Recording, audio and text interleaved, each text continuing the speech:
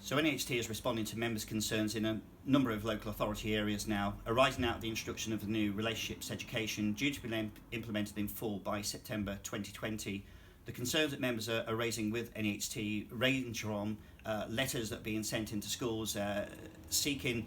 clarification from schools, but also threats of children being withdrawn from primary schools as a result of the introduction of curriculum content regards to LGBT. And what we're seeing as a result of the new guidance that was passed on the 27th of March this year are people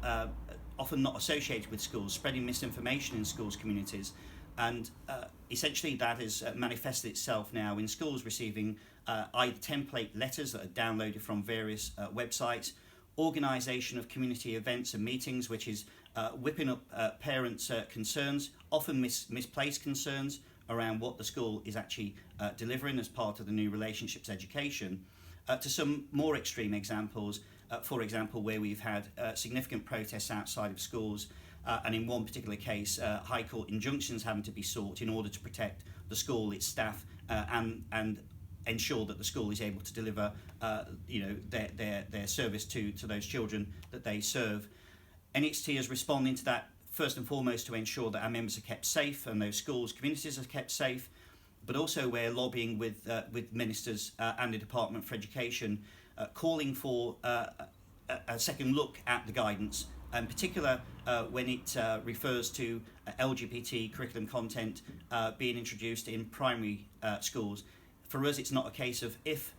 we introduce this as part of a broad and balanced curriculum and part of the equality duty, it's a case of when. And what we're also keen to emphasise is that when the guidance talks about consultation, we're talking about consultation first and foremost through schools' existing consultative forums. Secondly, that's done only with parents and not outside bodies.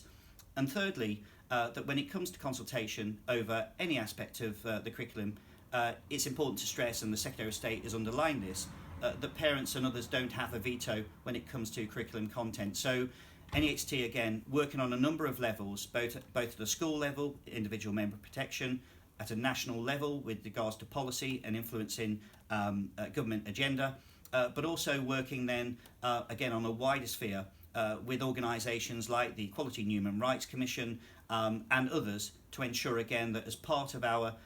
world-class education service, we ensure that equality is part and parcel of state education in Britain,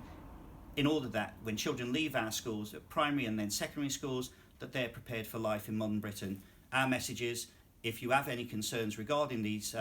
issues, contact NHT, we're here to support.